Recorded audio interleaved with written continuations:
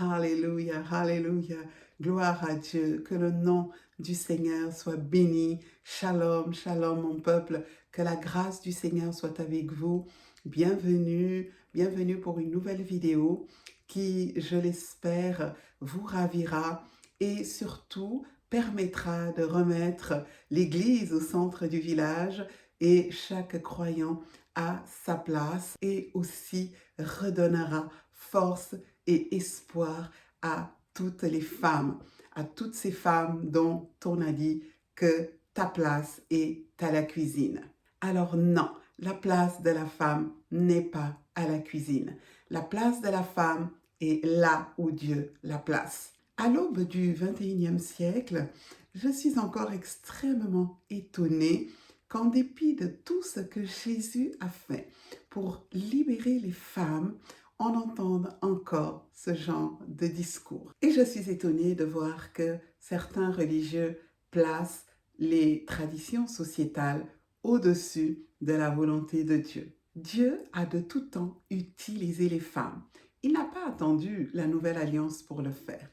Mais pour quiconque a étudié l'ancienne alliance, vous verrez que Dieu a de tout temps utilisé les femmes dans son œuvre au sein de son peuple et même aux plus hautes sphères de pouvoir et de direction. Et nombreuses sont ces femmes à avoir à maintes reprises été utilisées pour sauver son peuple. Nous pouvons citer de nombreuses femmes comme la prophétesse Hulda, Myriam, Esther, Déborah.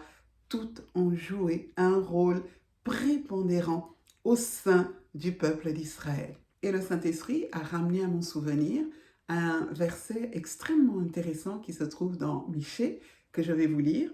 C'est dans Michée chapitre 6 au verset 2, où il dit « Car l'Éternel a un procès avec son peuple.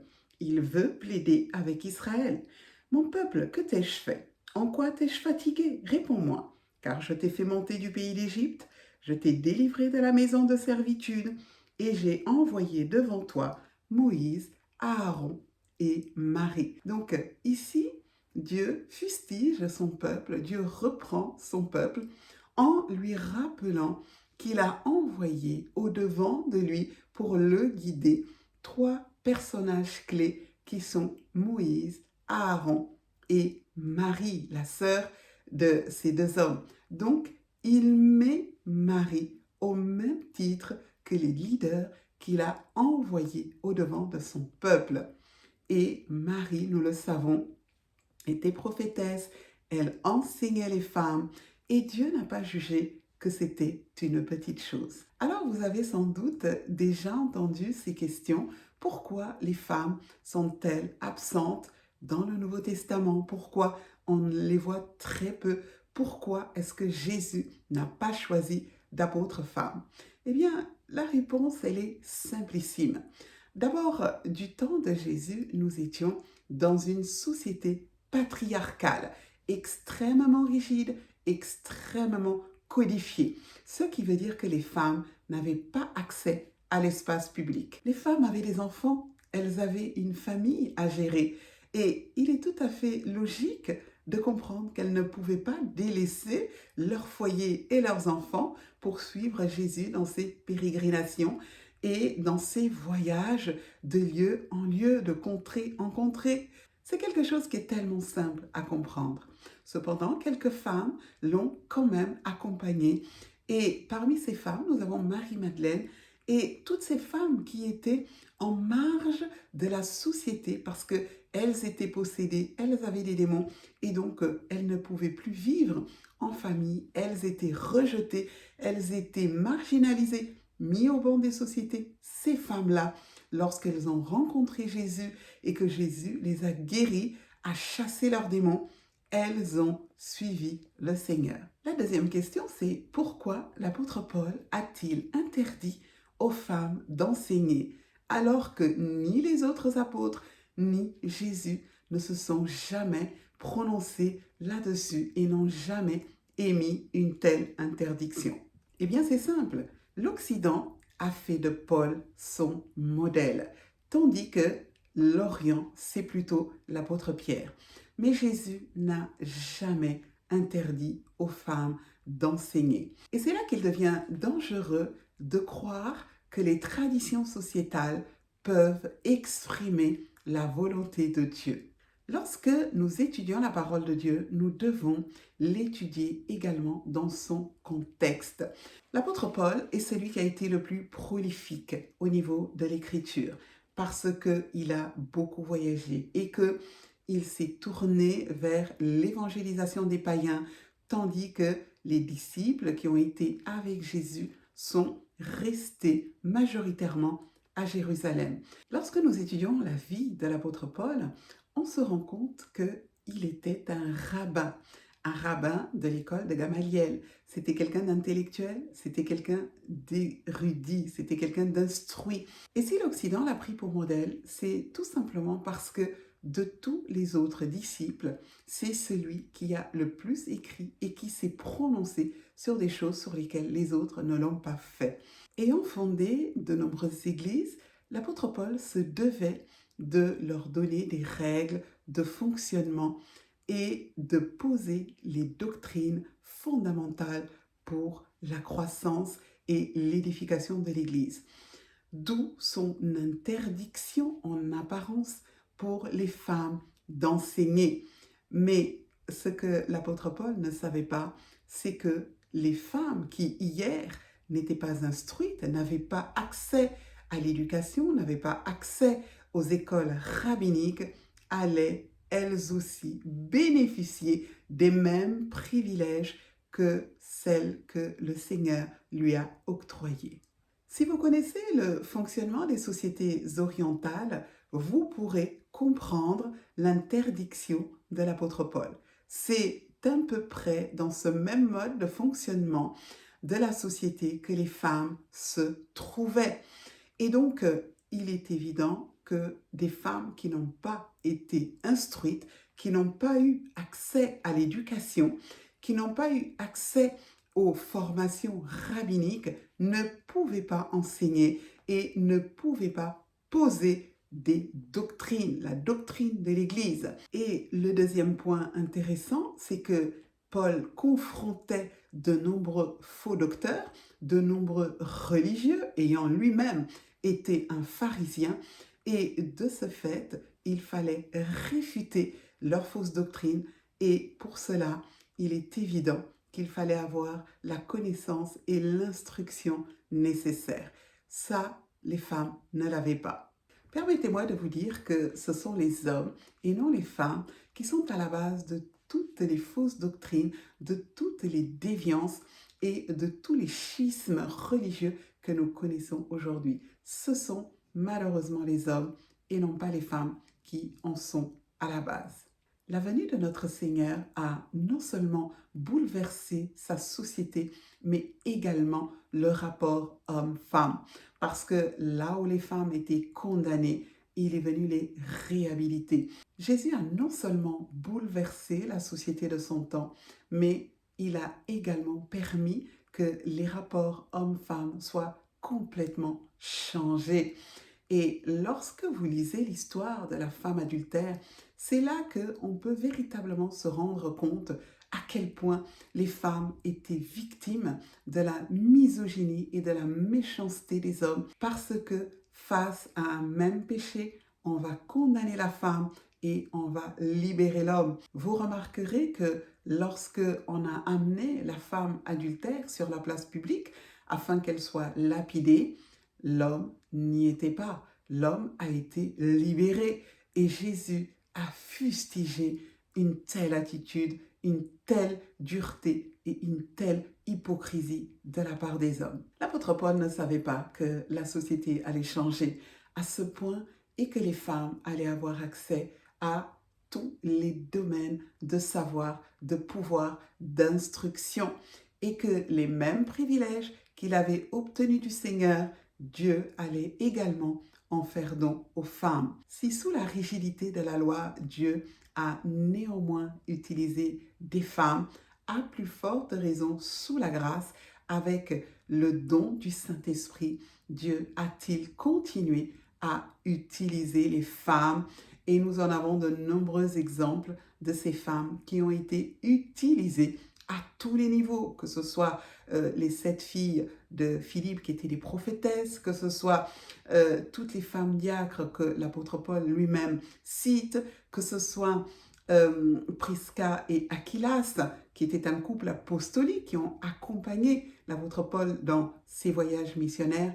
Nous voyons que le Seigneur a laissé le champ libre pour que les femmes puissent faire ce qu'il ne leur était pas permis, selon les hommes, de faire au préalable. Et lorsque dans Luc 10, nous avons cette petite histoire très significative où Marthe, qui reçoit Jésus et les apôtres, se plaint au Seigneur en disant « Mais la place de Marie devrait être à la cuisine, auprès de moi. » Jésus lui dit « Marie a choisi la bonne part.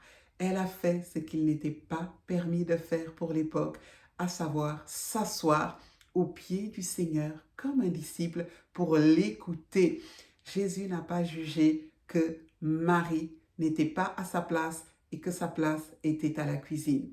Et certainement que dans certaines églises aujourd'hui, dans nos synagogues, dans nos mosquées, eh bien, ces choses, nous ne les verrions pas parce que les femmes sont casées, quadrillées, enfermées quelque part, comme si elles étaient des êtres inférieurs. Alors, à tous ces religieux qui sont encore restés au Moyen-Âge et qui fustigent les femmes dans l'œuvre du Seigneur, j'aimerais te poser quelques questions.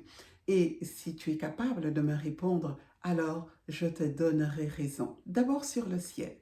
T'es-tu déjà promené au ciel pour y voir des choses, des merveilles que l'intelligence humaine ne peut décrire? As-tu déjà entendu les étoiles chanter, virevolter dans un ballet extraordinaire pour magnifier la magnificence du Créateur? Est-ce qu'il t'a été permis de voir les chambres célestes et tous les trésors qu'elles contiennent afin de fortifier tous ceux qui doivent en hériter? Connais-tu la triunité? Je ne dis pas trinité, mais triunité. Non de façon théologique, mais dans son essence la plus profonde. T'a-t-elle été expliquée par le Seigneur lui-même? As-tu déjà été convoqué devant le trône de la grâce? T'es-tu déjà assis sur les genoux du Père?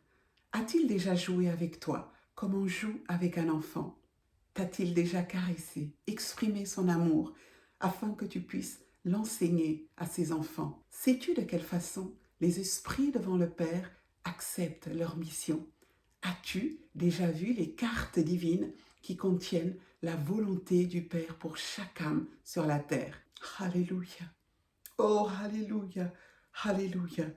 Sais-tu de quelle couleur est la robe de notre Seigneur Jésus? Et sais-tu ce qui se passe lorsqu'il se déplace de façon majestueuse dans le ciel? As-tu déjà vu la réserve d'éclairs qui se trouve auprès du Père? Et sais-tu à quoi est-ce qu'il les destine? As-tu déjà ressenti les stigmates du Fils afin de devenir un avec lui et de participer, de communier à ses souffrances comme l'apôtre Paul? Es-tu capable de me répondre? Si tu es capable de me répondre, je te donnerai raison. As-tu déjà assisté à un séminaire céleste afin de recevoir des enseignements de Dieu lui-même et de rencontrer les généraux de Dieu qui œuvrent sur la terre? Es-tu habité, non pas visité, mais habité par l'Esprit Saint comme l'était Marie, mère du Seigneur? As-tu déjà vu le Saint-Esprit? Sais-tu à quoi il ressemble et quels sont ses domaines d'action? Je vais m'arrêter là parce que sinon nous en aurions pour toute la journée. Si tu es incapable de répondre à ces questions, sache que tu n'es pas légitime pour exclure les femmes de l'œuvre de Dieu. Car même lors de la construction du temple, les femmes ont été appelées afin d'apporter leur contribution à l'édifice. Sache que les privilèges qui ont été accordés à l'apôtre Paul, quelques femmes les ont reçus également parce qu'elles ont aimé, parce qu'elles ont pleuré, parce qu'elles ont accepté de souffrir, parce qu'elles ont aimé la volonté que Dieu leur avait imposée et pour prix de leur sacrifice, pour prix de leur amour, pour prix de leurs larmes, Dieu les a fait accéder à sa demeure, en leur montrant des choses que l'œil n'a point vues et que l'oreille n'a point entendues. Aujourd'hui, il y a beaucoup d'hommes qui prennent le micro et se lèvent pour enseigner, mais ils n'ont ni fondement spirituel, ni capacité intellectuelle, ni posture humaine. Ils ne connaissent rien de l'exégèse biblique. Ils ne connaissent rien de l'herméneutique. Ils ne connaissent rien de l'histoire biblique, rien de la réalité humaine, des questions sociales, du pluralisme religieux, rien quant à la volonté de Dieu, aucune culture solide. Et le pire de tous, aucune connaissance du cœur de Dieu. Entre un homme illettré et une femme instruite, il n'y a pas photo. Je choisis d'écouter une femme instruite qui est capable de transmettre, qui est capable de communiquer, qui est capable de me faire comprendre les enseignements clés dont j'ai besoin pour grandir dans la foi. Parce que la doctrine, frères et sœurs, elle ne vient pas d'un homme, elle ne vient pas d'une femme. La doctrine, elle est dans la parole. Et la capacité à l'étendre, à l'explorer, à l'expliquer et à la transmettre, c'est le Saint-Esprit qui la communique. Vous condamnez les femmes, mais Jésus vous condamnera pour votre dureté de cœur, pour votre religiosité, pour votre misogynie. Parce que là où il est venu les libérer du joug de Satan, de toute espèce de carcan, vous voulez garder les clés de la connaissance pour pouvoir débiter des inepties et maintenir les femmes en dehors du plan et de la volonté de Dieu. Et ça a toujours été la volonté du diable, de tenir les femmes dans la honte, dans l'abaissement, dans la petitesse et de leur faire croire qu'elles ne sont pas capables, qu'elles sont un sous-produit de la création divine et qu'elles n'ont pas la même valeur que les hommes. Si vous voulez réellement être les disciples de Paul, eh bien, changez votre discours et commencez à prêcher ce qu'il a lui-même prêché vers la fin de sa vie lorsque il a voulu corriger certaines erreurs, notamment dans Galates 3, lorsqu'il a dit « En Christ, il n'y a plus ni homme ni femme ». Alors à toutes les femmes qui m'écoutent, mesdames, vous avez de la valeur et une grande estime pour le Seigneur. Et ne laissez quiconque, ne laissez personne vous faire croire que vous êtes une seconde création. Ne laissez personne vous faire croire que vous n'avez pas les capacités de faire ce pourquoi Dieu vous a appelé. Si Dieu ne vous a pas appelé, ne vous levez pas. Mais si Dieu vous a appelé, levez-vous parce que c'est lui qui communique le vouloir et le faire et c'est lui qui vous donnera les moyens dont vous avez besoin. Souvenez-vous de cette parole qui se trouve dans le psaume 68 qui dit que le Seigneur dit une parole et que les messagères de bonnes nouvelles sont une grande armée. Dans ces temps de la fin, le Seigneur m'a dit qu'il voulait lever une armée de femmes puissantes. Voilà pourquoi le diable a peur d'elles. Le diable a peur que ces femmes se lèvent parce que Dieu leur a donné une force que beaucoup d'hommes n'ont pas. Et ça, c'est quelque chose, ma sœur, que tu ne dois pas oublier. Et si tu fais partie de ces femmes qui ont peur de se lever parce que tu as peur du regard des autres, tu as peur que les hommes te condamnent, laisse-moi te dire que la seule personne dont tu dois avoir peur, c'est ton Seigneur qui te dira, ma fille, qu'as-tu fait de ma volonté pour toi? Qu'as-tu fait de ma parole pour toi? Qu'as-tu fait des dons et des talents que je t'ai donnés? Qu'as-tu fait? Est-ce que tu les as enterrés parce que tu avais peur? Est-ce que tu les as enterrés parce que tu craignais les hommes? Alors, réfléchis bien. Et si Dieu t'a appelé, lève-toi. Si le Seigneur ne t'a pas appelé, ne te lève pas. Mais si Dieu t'a appelé, lève-toi pour le servir de tout ton cœur, dans la modestie, dans la simplicité, avec une culture biblique solide, avec une relation forte avec le Saint-Esprit, avec une vie de sainteté. Parce que lorsque les femmes se lèvent, c'est comme Déborah, c'est pour donner la vie. Les femmes sont des communicatrices de vie. Alors non, la place de la femme n'est pas à la cuisine. La place de la femme est là où Dieu la place. N'écoutez pas, mes sœurs, tous ces hommes religieux misogynes qui sont là pour vous amoindrir et pour éteindre le feu que Dieu a mis en vous. Parce que quand ça les arrange, la place de la femme, c'est aussi dans la chambre. Je vous bénis, et que la grâce du Seigneur soit avec vous. Je vous dis à bientôt. Shalom.